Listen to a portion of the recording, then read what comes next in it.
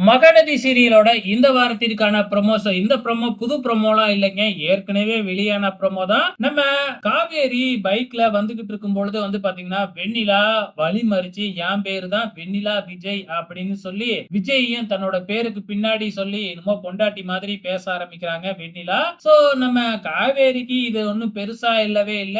"நீ தானே என்னைய ஆசிரமத்துல இருந்து அழைச்சுக்கிட்டு வந்த. ரொம்ப நன்றி.